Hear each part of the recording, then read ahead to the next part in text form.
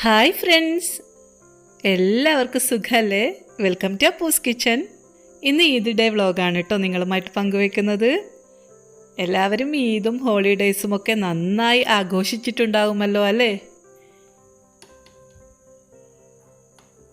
ഈദിൻ്റെ അന്ന് കാലത്ത് തന്നെ ഞാൻ കുറേ നേരം മുറ്റത്തിരുന്നു കേട്ടോ. ഞങ്ങളുടെ അടുത്തുള്ള ഒരു പള്ളിയിൽ നിന്ന് കുട്ടികളടക്കം തക്ബീറൊലികൾ മുഴക്കുന്നുണ്ടായിരുന്നു. നല്ല ഈണത്തിൽ മുഴങ്ങുന്ന തക്ബീർ നിശബ്ദതയെ ഭേദിച്ചാണെങ്കിലും സുഖതമായി തന്നെ അന്തരീക്ഷത്തെ തഴുകുന്നുണ്ട്. മർവാനാണ് കേട്ടോ പതിവ് പോലെ ആദ്യം തന്നെ ഉണർന്ന് കുളിച്ച് പുതിയ ഉടുപ്പൊക്കെ ധരിച്ചത്. ഈദായത് തൊട്ട് ബ്ലാക്ക് ടു വർക്ക് മോഡ് സ്റ്റാർട്ടായിട്ടുണ്ട്. ഇനിയിപ്പോൾ ചായ, പ്രാതൽ, ഊണ് ഇത്യാദി സംഭവങ്ങൾക്ക് വീണ്ടും തുടക്കമാകും. അടഞ്ഞു കിടന്ന അടുക്കളകളൊക്കെ ഇനി ബഹളമയമാകും. മാസിയും മർവാനും ചായ കുടിയൊക്കെ കഴിഞ്ഞ് പെരുന്നാൾ നമസ്കാരത്തിനായി പോയിട്ടുണ്ട്. അപ്പൂസ് കുളിച്ച് റെഡിയാകുന്നുണ്ട് കേട്ടോ. കോഴി ബിരിയാണിയാണ് ഞാൻ ഉണ്ടാക്കുന്നത്. അതിനായി തലേന്ന് തന്നെ ഏകദേശം ഒരുക്കങ്ങളൊക്കെ ചെയ്തു വെച്ചിട്ടുണ്ടായിരുന്നു. ചിക്കൻ മാരിനേറ്റ് ചെയ്ത് വെച്ചു. സവാളയൊക്കെ തൊലി കളഞ്ഞ് ഇതുപോലെ വെള്ളമടക്കം നമ്മൾ ഫ്രിഡ്ജിൽ വെച്ചിട്ടുണ്ട്. അതുകൊണ്ട് കണ്ണ് നിറയാതെ മുറിക്കാനായി. അല്ലെങ്കിൽ നമ്മൾ രാവിലെ ഈദിൻ്റെ അന്ന് തന്നെ കരഞ്ഞുകൊണ്ട് സവാളൊക്കെ അരിയേണ്ടി വന്നേനെ.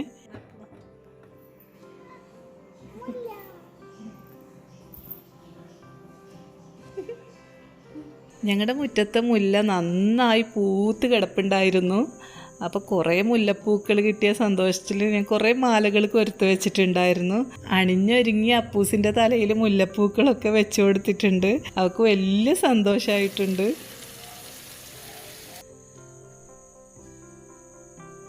കാലത്ത് ഞാൻ പ്രാതലിന് ദോശയാണ് ഉണ്ടാക്കിയത്. അതുകൊണ്ട് തന്നെ ബിരിയാണിയൊക്കെ സാവധാനമാണ് ഉണ്ടാക്കിയത്.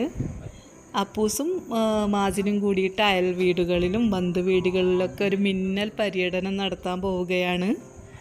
മാജിന് പുതിയ ഷൂസൊക്കെ കിട്ടിയതിൻ്റെ ഗമയിലാണ് കേട്ടോ.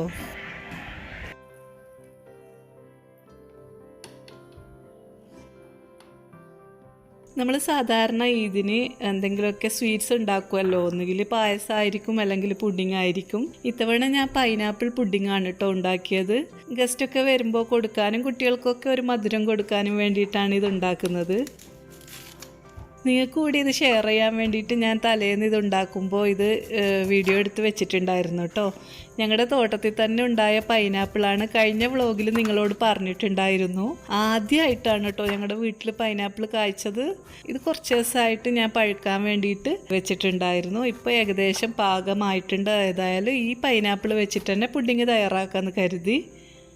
അങ്ങനെ പൈനാപ്പിള് നന്നായി ചെത്തിയെടുത്തിട്ടുണ്ട്. അതിൻ്റെ മുള്ളുള്ള ഭാഗങ്ങളൊക്കെ കളഞ്ഞ് ചെറുതായി അരിഞ്ഞെടുത്ത് വെച്ചു.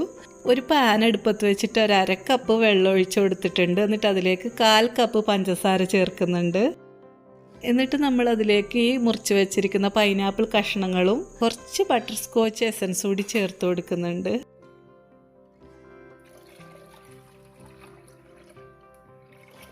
പിന്നെ ഇതിനായിട്ട് ഞാൻ 3 പാക്കറ്റ് പാലെടുത്തിട്ടുണ്ട്. ഇതിന് 1/4 കപ്പ് പഞ്ചസാരയും എടുത്തിട്ടുണ്ട്. അപ്പോൾ ഈ പാലൊക്കെ ഒന്ന് തിളപ്പിച്ചെടുക്കാൻ വേണ്ടിയിട്ട് അടുപ്പിൽ വെച്ച് അതിലേക്കും ബട്ടർ സ്കോച്ച് എസൻസ് കുറച്ച് തുള്ളികളായിട്ട് ചേർത്ത് കൊടുത്തിട്ടുണ്ട്.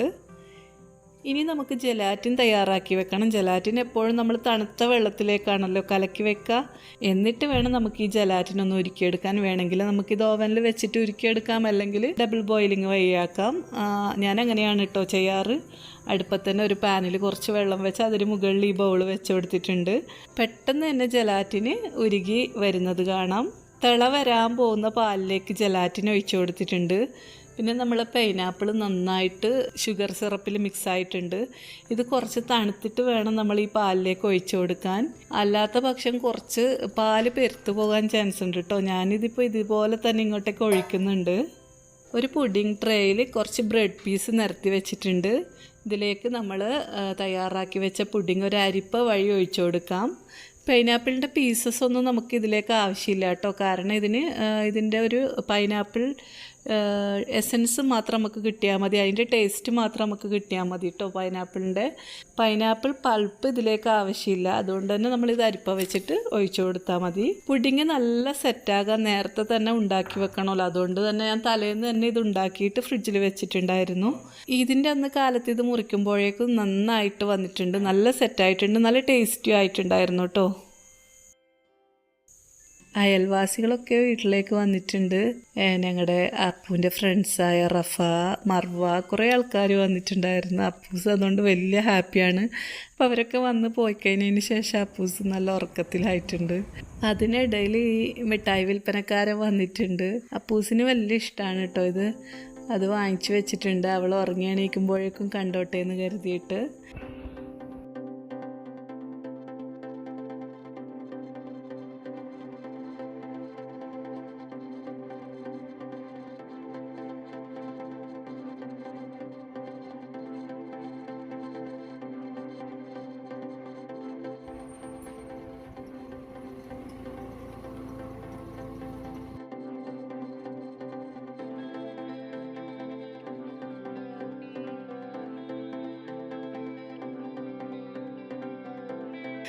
അപ്പോൾ ഉച്ച കഴിഞ്ഞിട്ടാണ് ഞങ്ങൾ ഹസ്ബൻഡിൻ്റെ ഉമ്മയെ കാണാൻ വേണ്ടി ചെന്നത്. മാജിനായിരുന്നു കേട്ടോ ഡ്രൈവ് ചെയ്തത്. ഞങ്ങളെല്ലാവരും ചെന്ന് ഹസ്ബൻഡിൻ്റെ ഉമ്മയെ കണ്ടു. ഹസ്ബൻഡിൻ്റെ സിസ്റ്റർ വീട്ടിൽ ചെന്നു. അവിടെ നിന്ന് നല്ല അടിപൊളി ചോക്ലേറ്റ് കിട്ടിയിട്ടുണ്ട് കേട്ടോ. പിന്നെ പായസമൊക്കെ കിട്ടി. ഞങ്ങൾ അതൊക്കെ കഴിച്ച് നേരെ എൻ്റെ ഉമ്മാൻ്റെ വീട്ടിലേക്ക് ചെന്നിട്ടുണ്ട്.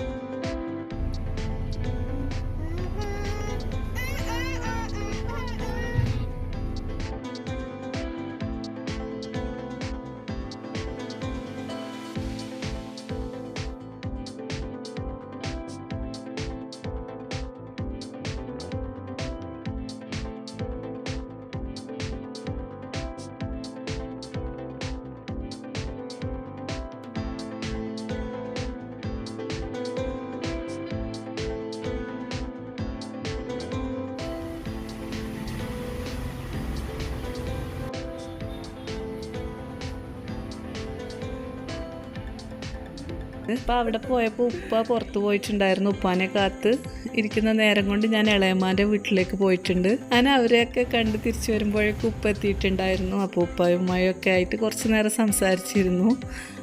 അതൊക്കെ കഴിഞ്ഞിട്ട് ഞങ്ങൾ വീണ്ടും വീട്ടിലേക്ക് വന്നു. അവിടുന്ന് വീണ്ടും ഞങ്ങൾ മാടായിപ്പാറയിലേക്ക് തിരിച്ചിട്ടുണ്ട്. ഇന്നെല്ലാവരും മാടായിപ്പാറയിൽ നിന്നാണ് മീറ്റ് ചെയ്യുന്നത്. നമ്മൾ ഈ സന്തോഷങ്ങൾ മാത്രമാണല്ലോ എപ്പോഴും പങ്കുവെക്കാൻ ഇഷ്ടപ്പെടുന്നത്. സാധാരണ യൂട്യൂബിലൊക്കെ വീഡിയോ ചെയ്യുന്നവരിൽ മിക്കവരും എന്തായാലും 100% ഒന്നും അവരുടെ ഡേ മൈ ലൈഫ് ആരുമായിട്ട് ഷെയർ ചെയ്യാറില്ല. അതങ്ങനെ തന്നെയാണ്. അപ്പോൾ ഞാനും അങ്ങനെ തന്നെയാണ്. എൻ്റെ ജീവിതത്തിൽ എനിക്ക് നിങ്ങളുമായിട്ട് പങ്കുവെക്കണം എന്ന് തോന്നുന്ന കാര്യങ്ങൾ മാത്രമേ ഞാൻ പങ്കുവെക്കാറുള്ളൂ. ശരിക്കും നമ്മളിപ്പോൾ ഓരോരുത്തരുടെ ജീവിതം കാണുമ്പോൾ എന്തൊരു ഹാപ്പി ആയിട്ടാണ് എല്ലാവരും ഇരിക്കുന്നതെന്നൊക്കെ തോന്നാറുണ്ട്. പക്ഷേ എല്ലാവരുടെ ജീവിതത്തിലും ഹാപ്പിനെസ് ഉണ്ടാവും, അതേപോലെ തന്നെ സങ്കടവും ഉണ്ടാവും അല്ലേ. അത് തുല്യ അനുപാതത്തിലാവുമ്പോഴാണ് സന്തോഷത്തിന് തന്നെ നമുക്ക് വില കൽപ്പിക്കാൻ പറ്റുന്നത്. ഇന്ന് ഒരു കാര്യം നിങ്ങളുമായിട്ട് പങ്കുവെക്കാമെന്ന് കരുതി അതിൻ്റെ വീഡിയോസോ വിഷ്വൽസോ ഒന്നും നിങ്ങളുമായിട്ട് പങ്കുവെക്കുന്നില്ല. ഞാനിന്ന് ഇതിന് കാലത്ത് എണീറ്റ് കുറേ നേരം മുറ്റത്തിരുന്നു എന്ന് പറഞ്ഞില്ല. ആ ഇരിക്കുന്നതിന് മുമ്പ് ഞാൻ പുറത്തേക്ക് ഇറങ്ങിയിട്ട് ഞങ്ങളുടെ തോട്ടത്തിലേക്ക് ചെന്നപ്പോൾ ഞങ്ങളുടെ വീട്ടിലെ എല്ലാ കോഴികളെയും കുറുക്കന്മാരോ ചെന്നായ്ക്കളോ എന്താണെന്നറിയില്ല വന്നിട്ട് എല്ലാത്തിനെയും കൊന്നു വെച്ചിട്ടാണ് ഉണ്ടായത്. എൻ്റെ രാവിലത്തെ കാഴ്ച അതായിരുന്നു. ഭയങ്കര സങ്കടമായി എന്ന് വെച്ചാൽ നമ്മളെ വീട്ടിലെ അംഗങ്ങളെ പോലെ തന്നെ ആയിരിക്കുമല്ലോ നമ്മൾ പെറ്റ്സിനെയൊക്കെ കാണാറ്. അപ്പോൾ ഇന്ന് രാവിലെ എനിക്കുണ്ടായ അനുഭവം ഇതായിരുന്നു കേട്ടോ. എന്ന് കരുതി ഞാൻ ആ ടെൻഷനും കൊണ്ട് അങ്ങനെ അങ്ങ് നടന്നിനെങ്കിൽ ഇന്നത്തെ ഈദ് ഡേ മൊത്തം ഒന്ന് കൊളായി കിട്ടിയേനെ. പക്ഷേ ഞങ്ങളത് അപ്പോൾ എല്ലാവരും ചേർന്ന് അതൊക്കെ എടുത്ത് അതിൻ്റെ ബോഡിയൊക്കെ മാറ്റി. പിന്നെ നമ്മളത് മറന്നു കളഞ്ഞു എന്ന് പറയാം. നമ്മളെ ജീവിതത്തിൽ പല കാര്യങ്ങളും ഇങ്ങനെ സംഭവിക്കുമല്ലോ. അപ്പോൾ ഞാനത് നിങ്ങൾക്ക് കാണിച്ചു തരുന്നില്ല. ഇത്രയും പറഞ്ഞു എന്ന് വെച്ചാൽ നമ്മളെല്ലാ സന്തോഷങ്ങൾക്കും ഇടയിൽ എല്ലാവർക്കും സങ്കടമുണ്ട്. അപ്പോൾ ഇത്രയും കാര്യങ്ങൾ നിങ്ങളുമായിട്ട് ഷെയർ ചെയ്യാൻ തോന്നി, അതുകൊണ്ട് പറഞ്ഞു. എല്ലാവർക്കും പതിപോലെ അപ്പൂസ് കിച്ചൻ്റെ ആശംസകൾ. Thank you so much.